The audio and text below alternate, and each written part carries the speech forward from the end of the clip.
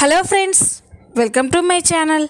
Friends, మీకు మా video నచ్చినట్లయితే వీడియోని లైక్ చేయండి, అలాగే ఛానల్ని సబ్స్క్రైబ్ చేసుకోండి. ఈ వీడియో చాలా ఇంట్రెస్టింగ్గా ఉండబోతుంది, తప్పకుండా చివరి వరకు చూడండి. ఇక వీడియోలోకి వెళ్ళినట్లయితే, ఆనంది పేరు మీద ఆస్తి మొత్తం రాస్తున్నారని తెలుసుకొని ఆనందిని చంపాలని చూసిన జీవన ఇందుమతి. ఇక నిజం తెలుసుకొని ఇందుమతి చెంప పగలగొట్టి బుద్ధి చెప్పిన ఆదిత్య. అసలు ఏం జరగబోతుంది తెలుసుకోవాలి అంటే ఈ వీడియోని ఎక్కడ స్కిప్ చేయకుండా చూసేయండి. ఇక వీడియోలోకి వెళ్ళినట్లయితే, ఆనంది అయితే భార్యగా ఆదిత్యకి దగ్గరవ్వాలని చాలా ప్రయత్నాలు చేస్తుంటుంది. ఆదిత్యకి చాలా చనువుగా దగ్గరగా ఉండాలని ఎప్పుడూ చూస్తూ ఉంటుంది. ఇక అలా ఉదయం ఆదిత్యకి కాఫీ తీసుకెళ్ళగానే ఒక పేద లాయర్ విద్యార్థి విషయంలో ఆదిత్య ఆ అమ్మాయికి సాయం చేయాలి అనుకుంటాడు. ఇక వాళ్ళ నాన్న కిడ్నీ ఆపరేషన్కి కావలసిన డబ్బు మొత్తం కూడా మనమే ఇస్తున్నాం అని ఆదిత్య చెప్పగానే ఆదిత్య మంచితనానికి ఆనంది సంతోషంతో పొంగిపోతుంది. ఇక వెంటనే గట్టిగా వెళ్ళి ఆనందిని హగ్ చేసుకుంటుంది. అది చూసి ఆదిత్య అయితే ఒక్కసారిగా షాక్ అయిపోతాడు. ఇక ఆనంది ఆదిత్య బుగ్గ మీద ముద్దు పెడుతూ, మీది ఎంత మంచి మనసు ఆదిత్య గారు, మీరు నా భర్తగా రావడం నిజంగా నా అదృష్టం అని ఆనంది ఆదిత్య బుగ్గ మీద ముద్దు పెట్టేసరికి ఆదిత్య అయితే ఒక్కసారిగా షాక్ అయిపోతాడు. ఇక ఆనంది కూడా అనుకోకుండా జరిగిపోయిన దానికి సిగ్గుపడిపోతూ ఉంటుంది.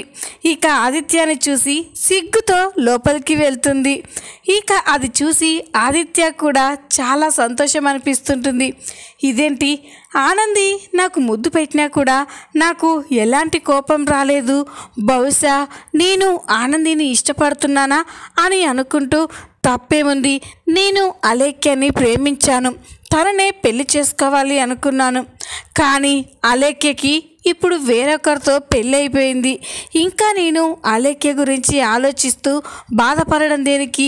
ఆనంది చాలా మంచి అమ్మాయి, ఆనంది లాంటి అమ్మాయి నాకు భార్యగా నా జీవితంలో ఉండడం కూడా తప్పేముంది.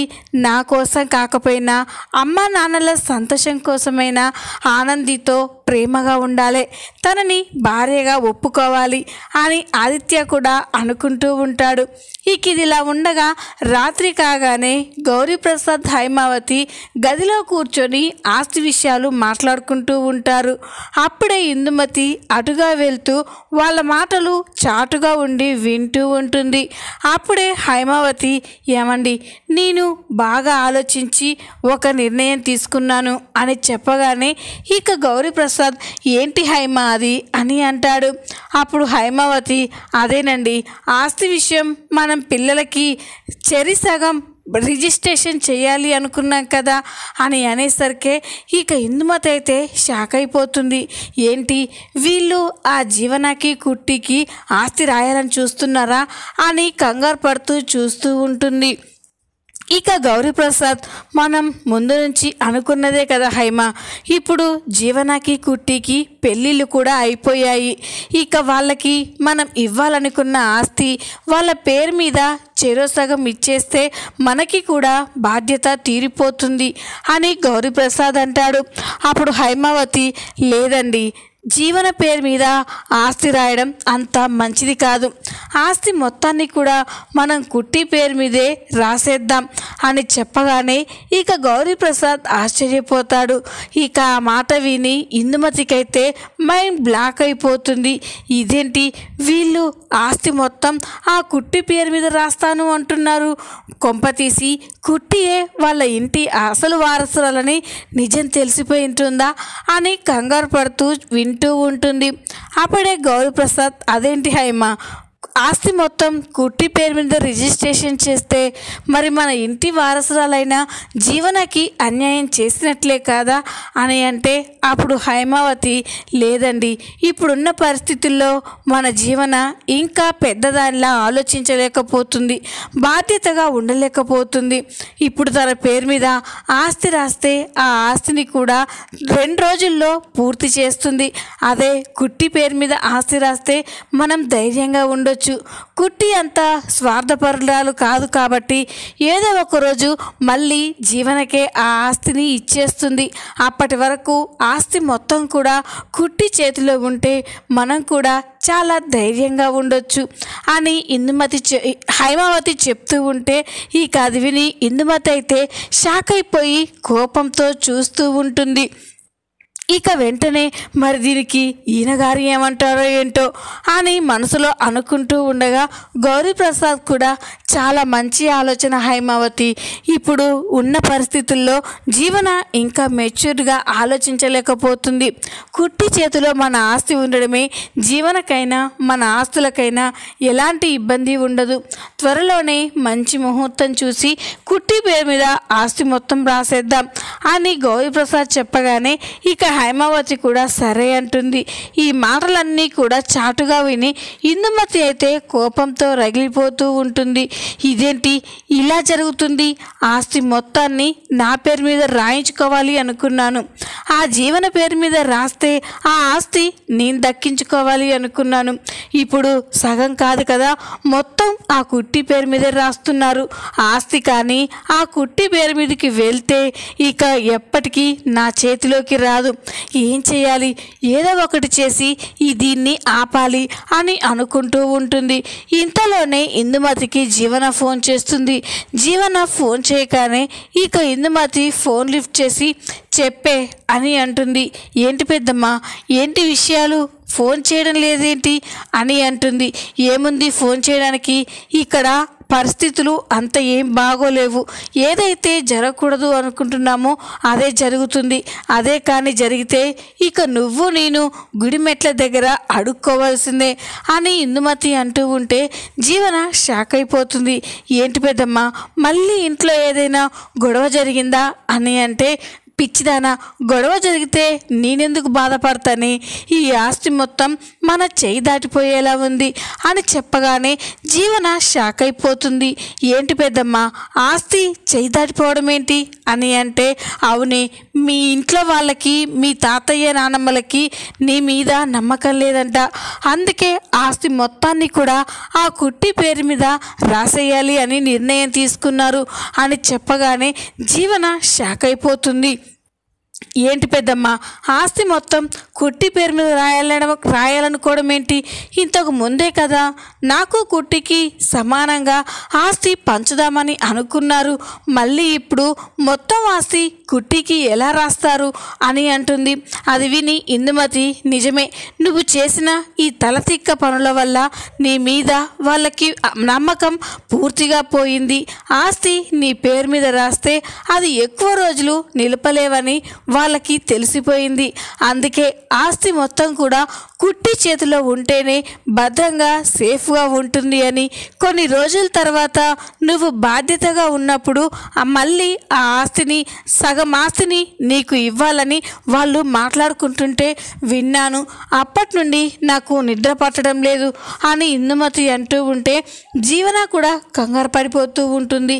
లేదు పెద్దమ్మ, ఆస్తి మొత్తం ఆ కుట్టి చేతిలోకి వెళ్తే మాత్రం ఇక మన చేతుల్లోకి ఎప్పటికీ రాదు, ఏదో ఒకటి చేసి నువ్వే దీన్ని ఆపాలి, ఆస్తి ఆ కుట్టి పేరు మీదకి వెళ్లకుండా ఆపాలి అని చెప్తూ ఉంటుంది.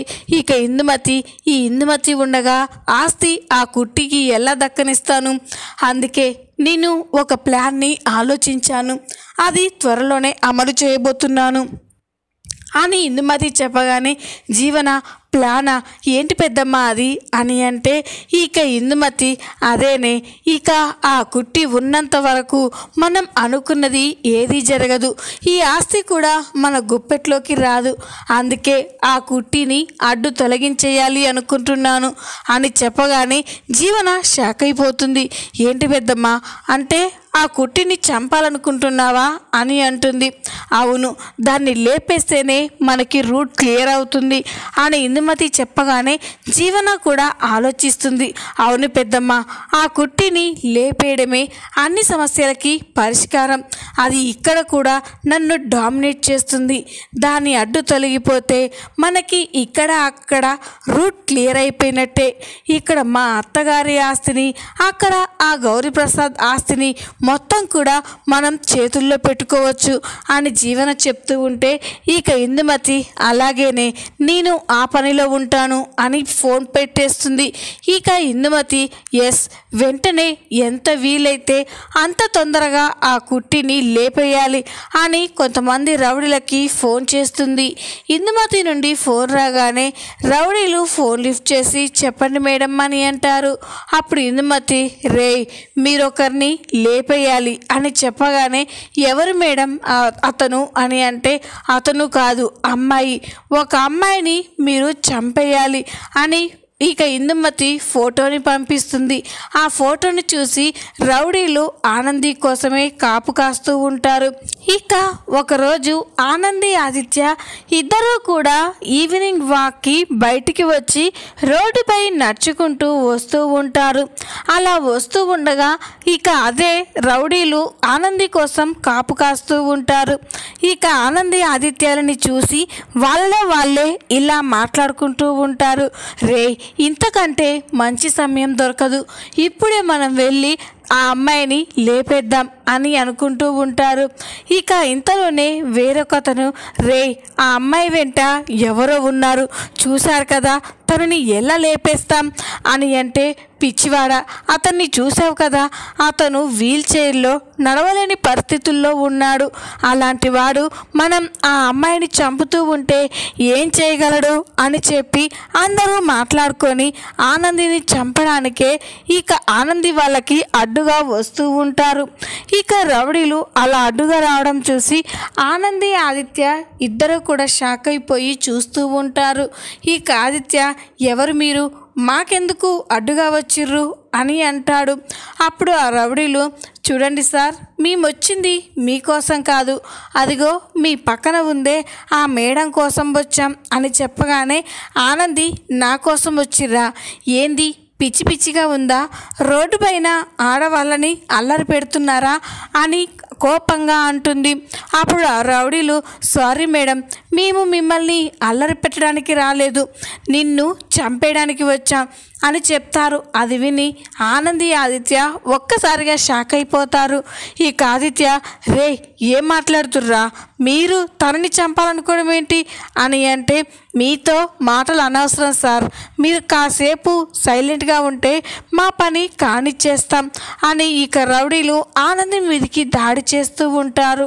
ఇక అదంతా చూస్తున్న ఆదిత్య అయితే షాక్ అయిపోయి రే వదలండ్రా, ఆనందిని ఏమి చేయకండి అని అరుస్తూ ఉంటారు.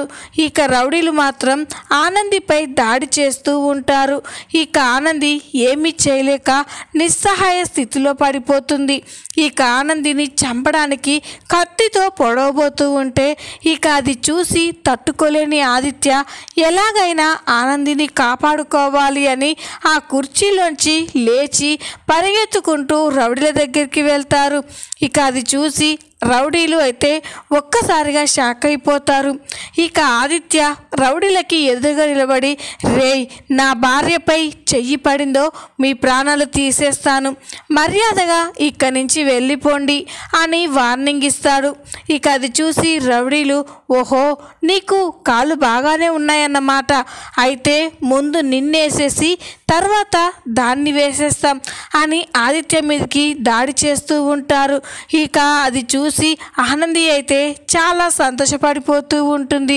ఆదిత్య గారు నడుస్తుండ్రు, నా శివయ్య దయ వల్ల మళ్ళీ ఆదిత్య గారికి కాళ్ళు వచ్చాయి అని ఆనంది చాలా సంబరపడిపోతూ ఉంటుంది.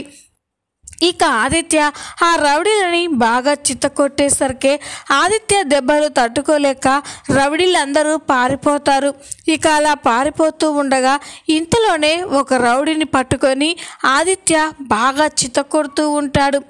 చెప్పరా, ఎవరు మీతో ఆనందిని చెప్పమని చెప్పారు, చెప్పు అని చెప్పి ఇక ఆదిత్య ఆ రౌడీని కొడుతూ ఉంటే ఆ దెబ్బలు తట్టుకోలేక ఆ రౌడీ చెప్తాను సార్ చెప్తాను అని గౌరీప్రసాద్ గారి మర్దలు ఇందుమతి గారే ఆనంది మేడం గారిని చంపమని ఎంత డబ్బు కావాలన్నా ఇస్తామని చెప్పింది, అందుకే మేము ఇలా ఈ పని చేయడానికి వచ్చాం అని చెప్పగానే ఆనంది ఆదిత్య ఇద్దరు ఒక్కసారిగా షాక్ అయిపోతారు.